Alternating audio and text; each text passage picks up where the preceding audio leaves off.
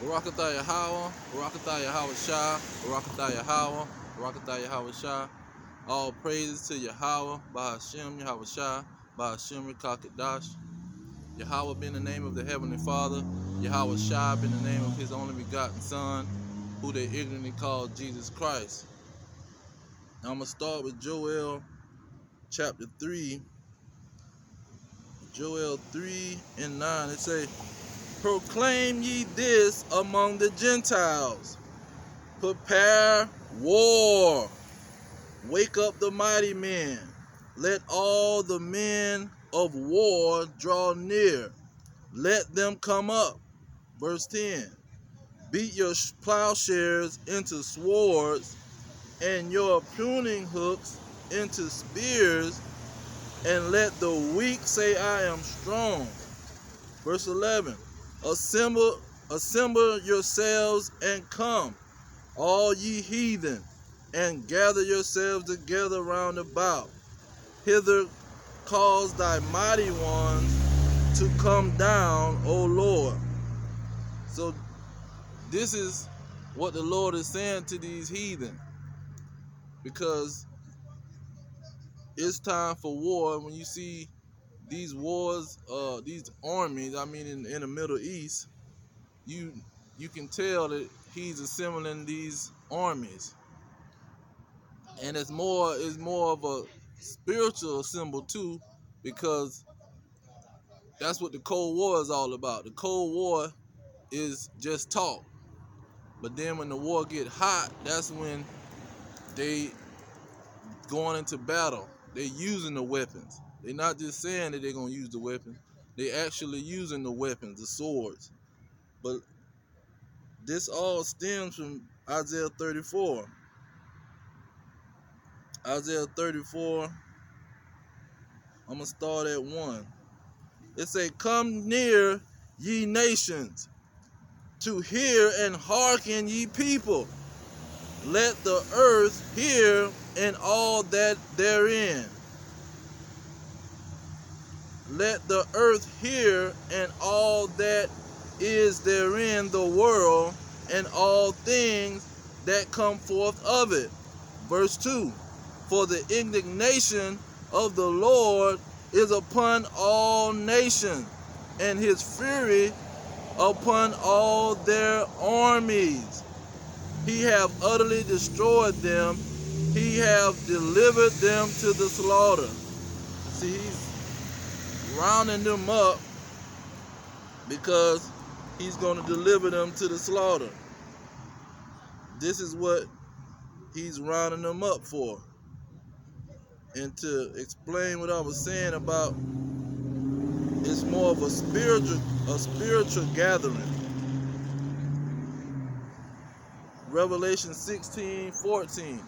It say, for they are the spirits of devils working miracles, which go forth unto the kings of the earth and of the whole world, to gather them to the battle of the great day of God Almighty. See, these spirits of devils is pretty much deceptive spirits that's convincing these armies and these kings of the earth to go to war. He say, which go forth unto the kings of the earth and of the whole world. So the kings is being given spirits of deception that's causing them to go to war, just like Pharaoh in Egypt. Pharaoh in Egypt, he was getting spirits of devils, was telling him, or he was getting deceptive spirits telling him to go to war with the Israelites, knowing that he can't win the war, and he been being plagued by the Most High. But this goes back to the Lord being in control. Now, with Proverbs 21:1, it says, the king's heart is in the hand of the Lord. As the rivers of water, he turneth it whithersoever he will. See, the king's mind. See, that heart goes back to mind. The king's mind is in the hand of the Lord. See, the Lord can take his mind wherever he want to take it. That's what them spirits of devils or deceptive spirits that's going to these kings. He's causing them to get ready for war. Just like Joel was saying, turn your plowshares into pruning hooks. Turn your materials that you're using to get other things and produce other things. Use those resources to make weapons, because it's time for war. And see, he's preparing them for war, and he's gathering them to war. Now let's get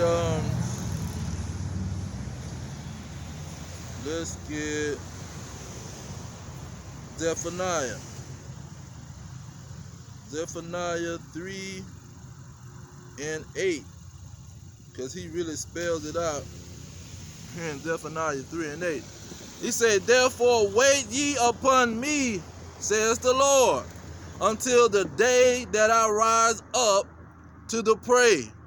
For my determination is to gather the nations, that I may assemble the kingdoms, to pour upon them my indignation, even all my fierce anger. For all the earth shall be devoured with the fire of my jealousy. See, that jealousy is more than just being jealous. Let me see here. Let me get this verse in Proverbs, because he's talking about jealousy.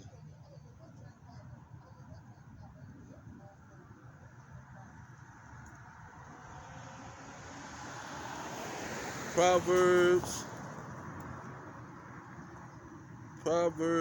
chapter 6 and 34. It say, for jealousy is the rage of a man, therefore he will not spare in the day of vengeance. See, this is vengeance that the Most High is going to take on these nations. See, he say the fury of his jealousy, that means he is enraged. He is enraged, and he's going to let it out on these nations. Now let's go to Isaiah 42. Let's see, round about the 13th verse. Now let me get 13, 12, 13 and 14. Isaiah 42, 13 and 14, it say, the Lord shall go forth as a mighty man. He shall stir up jealousy like a man of war. See, he gonna be enraged like a man of war when he come. It say, he shall cry, roar. He shall prevail against his enemies. 14. He say, I have long time holding my peace. I have been still and refrained myself. Now will I cry like a travailing woman. I will destroy and devour at once. See, he's coming like a man of war, and he's going to be enraged. See, he's going to send his son, Yahushua, and when he hit the clouds, he's going to have a trumpet. It's going to be a loud noise. Everybody going to know, because he said he's going to cry like a woman in travail. I'm going to get that in Sirach or Ecclesiasticus. But here in Exodus 15 and 3, it say, the Lord is a man of war. The Lord Yahweh is his name. See, he's a man of war. He not like these soft Christians movies and all this effeminate men that they got on these Christian movies and in these churches. He's a man of war. He ain't soft in no shape, form, or fashion. Now, it says, what was that in Ecclesiastes?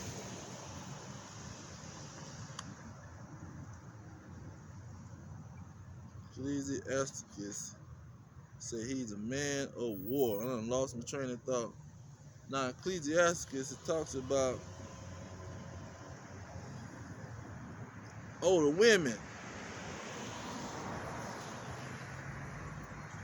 He was talking about the woman. Now, he said he gonna cry like a travailing woman. Here it is. Ecclesiastes 26 and 27. It say, a loud crying woman and a scourge shall be sought out to drive away the enemies. You see, this is how the Lord is coming. He gonna be crying like a travailing woman, and that'll drive away the enemies. That's how enraged he gonna be.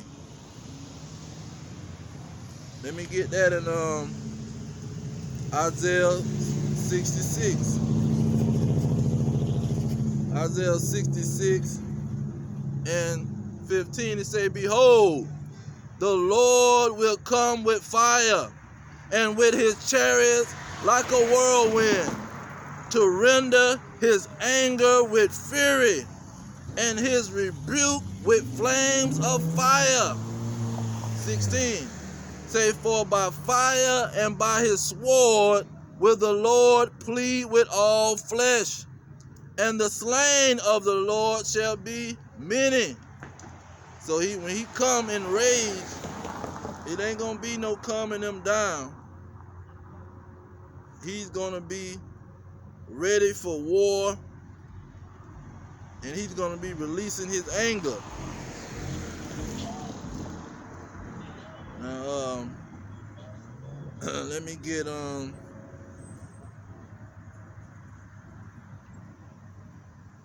Yahushua, who the ignorant call Jesus Christ. This is how he coming. And he say his indignation is against all nations and their armies to devour them. See, these armies ain't got a chance. Revelation 19 and 11, it say, and I saw heaven open, and behold, a white horse. See, this ain't gonna be no horse with white fur or white hair on him. This is not gonna be no that type of operation. This is gonna be a vehicle that he's gonna be riding in. It says, and he that sat upon him was called faithful and true, and in righteousness he do judge and make war. See, he's coming to make war with these nations. Now, let me get that in is it 2 Thessalonians? Let me try 1 Thessalonians first. Yeah, 1 Thessalonians chapter 4. He say, for the Lord himself shall descend from heaven with a shout, with the voice of the archangel, and with the trump of God. See, he not coming talking nice to nobody or none of that. He's coming enraged like a man of war, like a jealous man, jealous about his woman. See, he say, for the Lord himself shall descend from heaven with a shout, with the voice of the archangel, and with the trump of God. See, that's what Revelation 18 was talking about. Let's get that real quick. 18 and 3. No, not 18 and 3. 18 and 4. Revelation 18 and 4, it say, and I heard another voice from heaven.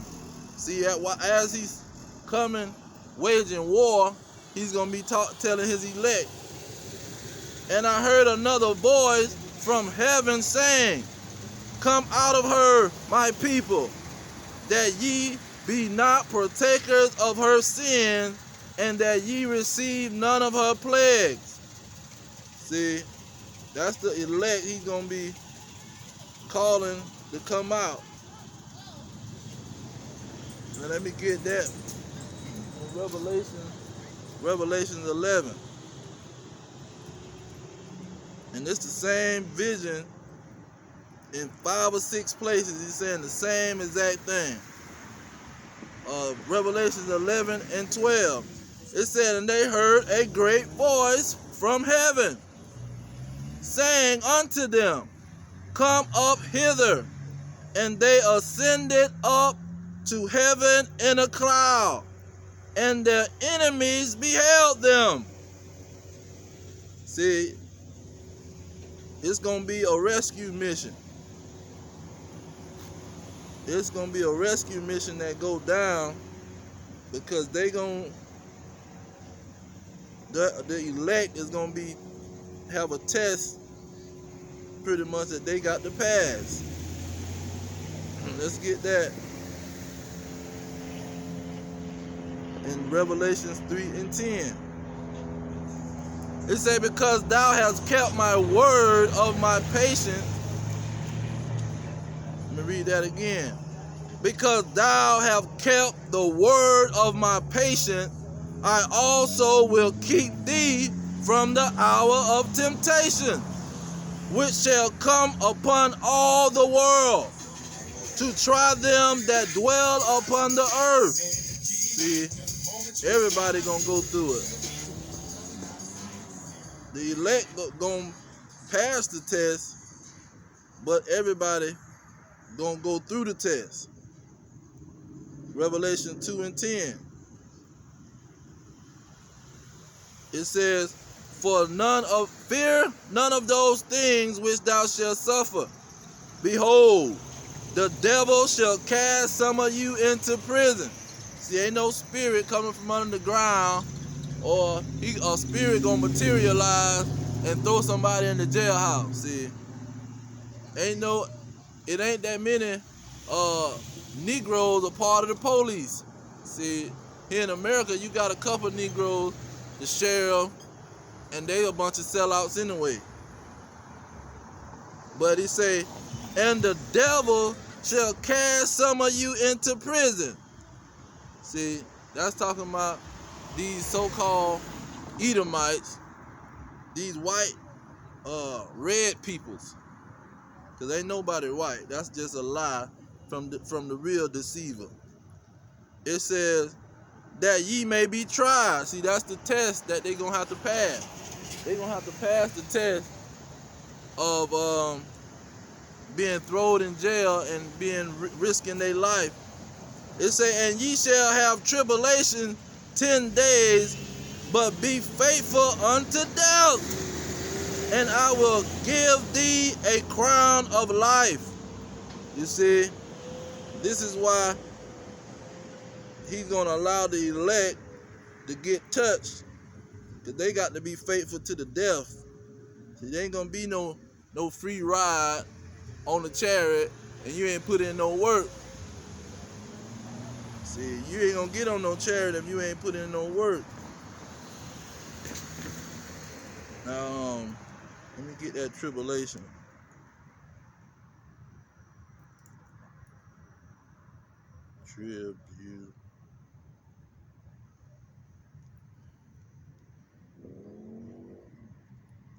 Tribulation. It's in Acts. Acts 14 and 22. It say, confirming the souls of the disciples and exhorting them to continue in the faith, and that we must through much tribulation enter into the kingdom of God. See, so it's going to be tribulation, catching hell to get into the kingdom. But Revelation 2 and 9, it talks about that. It say, I know thy works and tribulation and poverty. See, you're going to have to be a broke Negro compared to some of these people around here, filthy rich. You're going to have to be a broke Negro if you keeping his word. It says, I know thy works and tribulation and poverty, but thou art rich. See, the next kingdom, we gonna be the rulers. See, ain't gonna be no serving nobody. They gonna be serving us. It say, I know the blasphemy of them that say they are Jews and are not, but are the synagogue of Satan. See, that's these so-called Edomites who trying to disguise themselves behind the devil and the so-called white, calling themselves white. They Edomites, the adversary of God, and Satan just means the adversary of God. See, that's why they created this boogeyman, this spooky fallen angel crap, because they trying to hide that they are the adversaries of God. See, the adversary is not no angel. All the angels, let me get that. All the angels obey God. See, he didn't create them and give them an opportunity to disobey him. Psalm 103 and 20, it say, bless the Lord, yeah, his angels.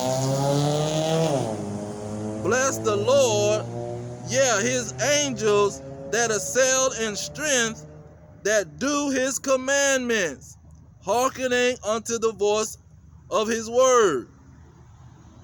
See, the angels obey. Verse 21, it say, bless ye the Lord, all his hosts, his ministers of his that do his pleasure. See, his host is his army. His army is his angels. They obey.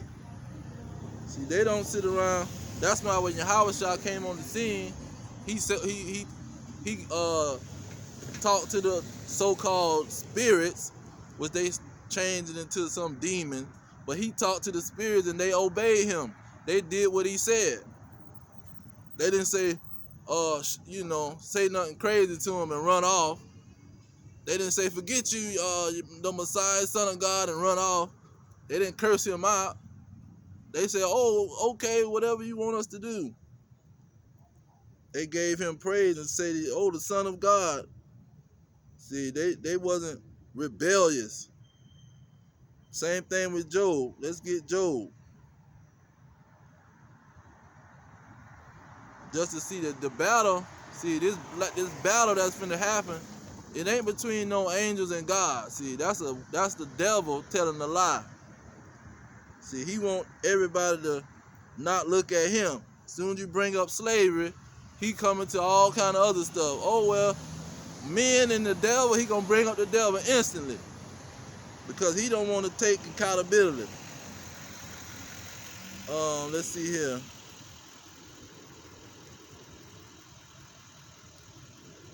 Where is it?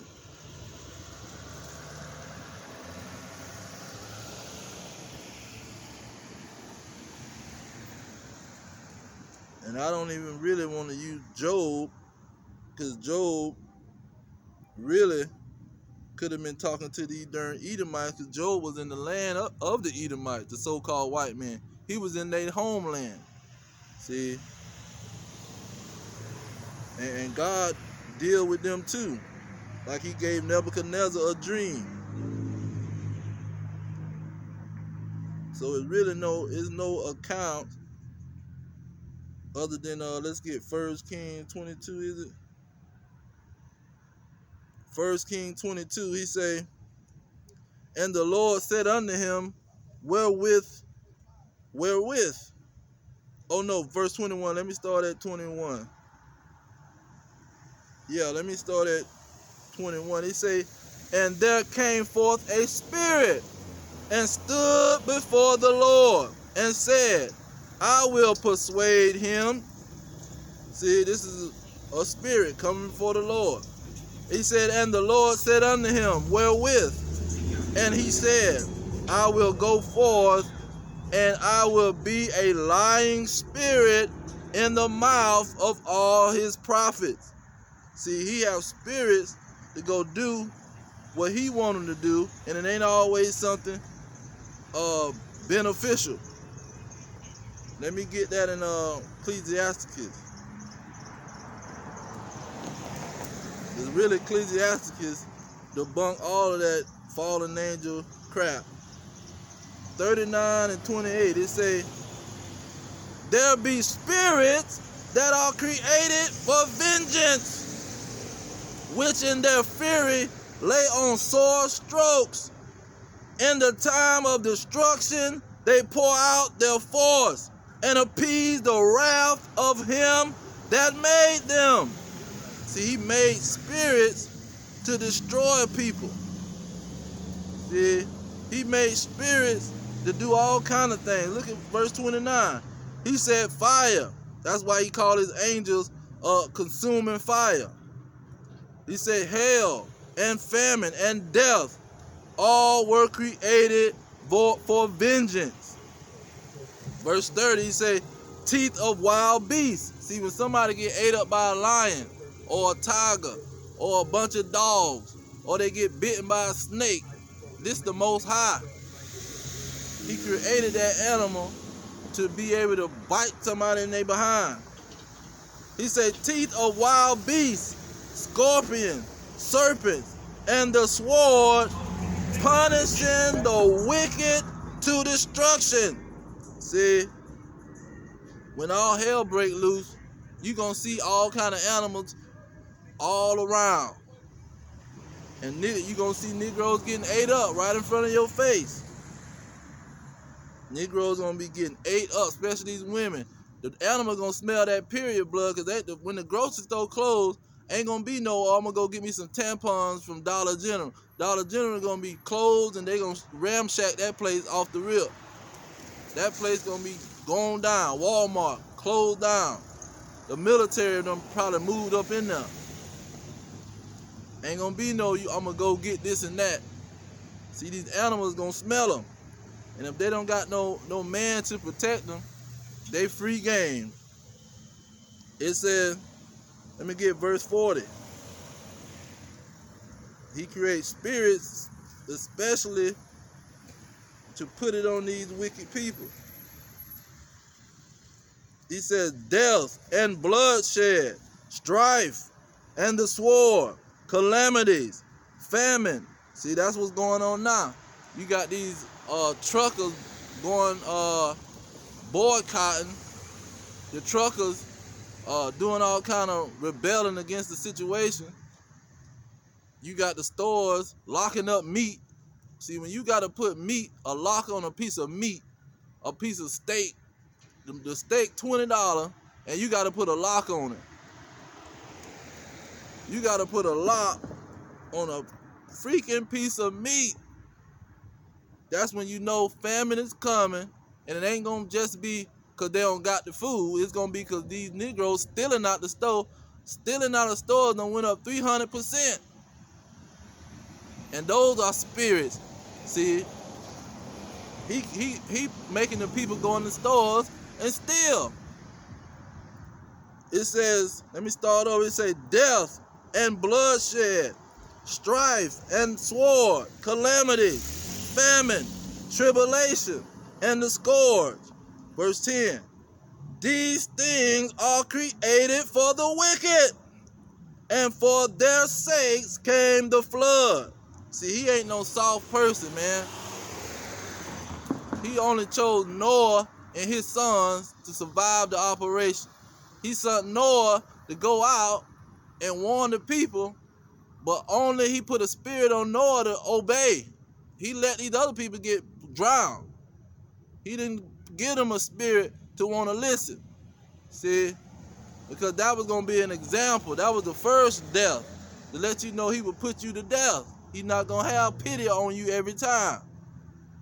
The first death was the flood. Let me get that in Peter. Peter broke it down. That's why Yahushua, he said, Peter, feed my sheep. He told him 2 or 3 times. He said, Peter, feed my sheep. Because he knew Peter was going to give it to the people.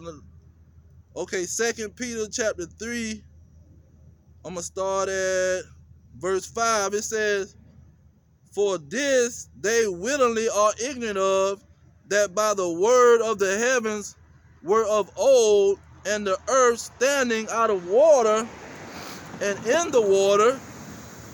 Verse 6, whereby the world that then was, being overflowed with water, perished. See, that's that first death. That first death was that flood. And he killed all of them. If you want Noah and his 3 sons and their wives, you was drowned, and that's one of the worst ways to die. Verse 7, it say, but heaven and the earth, which are now by the same word. See, that's the same situation. He bring the prophets out. The prophets tell what's going to happen. Some years later, bombing started happening. By the same word are kept in store, reserved unto fire, against the day of judgment and perdition of ungodly men. See, he created the fire, the nuclear fire, the TNT that they put in the missiles. He created the, let me get that, Isaiah 54, and most of these people know about, because they always quote it, no weapon that's formed against me. The Most High made that weapon. And he made it for the second death, the lake of fire, the nuclear holocaust that's coming. Isaiah 54:16, he say, behold, I have created the smith that bloweth the coals in the fire. Now that smith, that's a blacksmith, somebody that create weapons. The blacksmith was always the slave that would know how to make a sword or a hoe or a shovel, some kind of tool to go in the cotton field or whatever field. He said, behold, I have created the smith that bloweth the coals in the fire. So he said, I created that man that's going to make that weapon. I created him. See? He said that bringeth forth an instrument for his work. He said, I have created the waster to destroy. See, that waster is talking about a nuclear missile, a nuclear weapon. See, it's totally made just to destroy. It ain't made to rebuild or knock something down. It ain't made for no other purpose but to destroy. That, and then the next verse is what all these people know from just conversation, not even knowing the Bible. No weapon